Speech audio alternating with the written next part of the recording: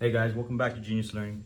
All right, I'm going to be making a series of videos that are just for Physics 1 exam review. All right, I'm going to be moving a little quicker than I usually do, but these problems are going to be very fundamental and very common among the problems I see for Physics 1 exams. All right, so let's start with this example here. We got a table. We got a physics book, and it's being thrown off with a velocity in the horizontal direction, right? It falls onto the floor, and that takes 0.480 seconds. Okay, we don't know the horizontal distance it is away from the table, and I set up this little diagram over here indicating the velocity that it's coming in at. And I broke that into components, so you got Vx and Vy. All right, so let's see. Question A, we got the height of the tabletop above the floor. So this distance here, that's what we're looking for, the height of the tabletop. So let's just write this, the height of the tabletop.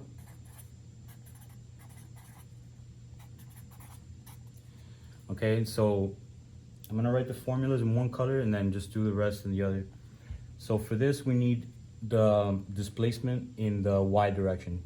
So I'm gonna use displacement in the y is equal to velocity initial in the y, t minus 1/2 gt squared. Okay, so this is all I need right here. But we know that we only have velocity in the x direction. Right, so this thing leaves, it only has velocity in the x, there's no velocity in the y. So here, I can say that that's 0, no velocity in the y. And this put together, y2 minus y1, is our height. So this is what we're looking for here. And we have everything else we need on the other side, so perfect. Let's see, I'm just gonna leave it as delta y. And we're gonna replace everything here. 1/2, 9.8 meters per second squared for gravity. And time, we got 0.480 seconds. I'm not gonna put the units. And finally we get 1.13 meters. So this is how high above the table the book was launched horizontally. All right, so B. All right, so B says the horizontal distance from the edge of the table to the point where the book strikes the floor. So this highlighted in pink right here. All right, so this one was straightforward, and this one is going to be the same. We're going to use delta x.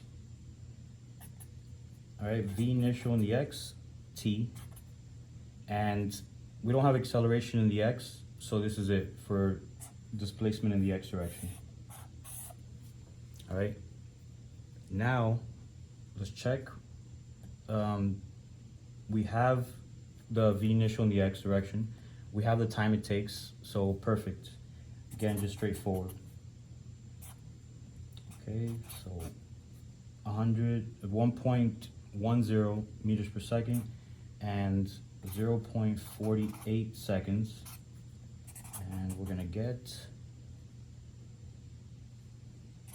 0.528 meters. Okay, so that's this distance here. That's how far it went from the edge of the table. All right, so now let's see C. So a little more involved now. Let's do it over here. So C is asking us the horizontal and vertical components of the book's velocity and the magnitude and direction of its velocity just before the book reaches the floor. That's a lot of crap, but let's break it down into pieces. So the horizontal and vertical components of the velocity. So this is the velocity as the book is coming in, or you can look at it as this little diagram up here. The book is coming in at a certain velocity, right? and we want to express it in horizontal and vertical components. This is the horizontal component of the velocity, Vx, and this is the vertical component of the velocity, Vy. So we're taking this new velocity that's coming in at, like that, and we're breaking it up into x and y. So that's the first part of the question, the horizontal and vertical components of the book's velocity. So we can write that if we want. We could say v final in the y, what is that? And then v final in the x, what is that? So the vertical and the horizontal components of the velocity, right? And then the next part says, and the magnitude and direction of its velocity. So magnitude is the distance from the origin, or we can just write out the equation. We got magnitude of velocity is going to equal v final x squared plus v final y squared. Of course, this is going to be v final here. So this is the magnitude here. So once let's say you only know the velocity in the y direction, the velocity in the x. Now we want to combine those two and put it into a velocity that's diagonal, that could explain the motion in that direction. That's what this is for. Okay, so this one explains the motion in a diagonal form like this. These two are separate. This is like, you know, it did this much this way, it did this much this way. So that's the magnitude when they're asking for that. And then direction is just the angle, right? Just before the book reaches the floor. So really this little diagram is up here, but that doesn't matter. So this is what we're looking at, and the direction is the angle. And for that, we're going to use tangent inverse of velocity final in the y over velocity final in the x. All that is equal to theta. So I just wrote down the things that we're going to use. This is what we need to find first. Then when we have these two things, we can find the magnitude. Once we have that, then we can find the angle, right? Because we have this one and this one. So technically, once we find this, we have both of these two answers right here. Right, so now let's get to hunting. Right, so let's use what we know. We have this equation here, which I guess I should write. I'll write the equations in another color. One more equation actually. So we're gonna use v final y equals v initial y minus gt. Okay, so I forgot to write that one. Okay, we know that v initial in the y is 0, right? This thing only flew off horizontally like that. So we're gonna say that this one is 0. Okay, and because of that, now we got gravity times time, which we already know. So we found one of them. V final y is equal to negative 9.8 times 0.48. All right, so try not to overthink them too much, because sometimes they really are just that simple. All right, it's understanding what you're being asked that's usually the harder part. All right, negative 4.704 meters per second. All right, and it's negative because, you know, we're going down. The book is in this direction. The y should be in the negative direction. So that looks good. And then that's for the y part. So we got this one here. Right now we need the f of x. So for that one, we can use this same equation right here, except we're gonna make it for the x direction now. So we're gonna use v final in the x is equal to v initial in the x minus acceleration in the x times time. There is no acceleration in the x, and you probably don't see this extension of the formula, but that's what it is, and it's usually always 0, so that's why you never see it. So velocity final in the x is equal to the initial.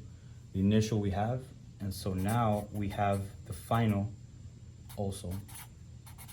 and that's meters per second. Perfect. So we got these two, and now let's plug it into the magnitude equation right here to get this direction of the velocity, right? So now we have these two things, which are split velocities. Let's put them together and get one. So we're gonna put the magnitude is gonna be equal to this equation. You got the x first, so let's do that. 1.10 squared plus this one right here is the y. So we got negative 4.704 squared. You square negative and you square root it, and you should get that the magnitude of velocity is equal to 4.83, right? And that's in meters per second. All right, magnitude of velocity. Let me see if I can put it, make it a little more special. All right, perfect. So that's it. Now we got the angle, the last part. All right, so I'm gonna put it in a different color. I said I wasn't gonna do this, but see what happens when you got so many damn markers. So I'm gonna do, let's say we go D here, okay? And it's asking us the direction. So know that the direction is really asking for the angle. So let's see. Right, so that's what they're really asking for. What is the angle that this thing is coming in at? All right, and for that we just use inverse tangent. So we got theta is equal to tangent inverse of velocity final. This is negative 4.704 over velocity in the x final, 1.10. Okay, so put this in a calculator and we're gonna get negative 76.8 degrees. Okay, so don't be scared you got a negative. That just means that we're gonna start from the 0 and go down. I'll show you what that looks like in a second. So we're gonna have, let's say, okay, so I wanna draw it right here. Okay, and from here, instead of going upward, we're gonna go down 76.8 degrees. Extend this velocity vector, and that's this one right here. So this velocity vector here is equal to 4.83 meters per second. Okay, this is the y, this is the x. So this is how your final arrangement is gonna look. You're gonna come in at this speed and at 76.8 degrees. You don't write the negative. The negative is just for the direction you gotta go in. So just leave it like that as positive. All right, so hopefully it helped, and I'll be posting a couple more for the Physics 1 exams.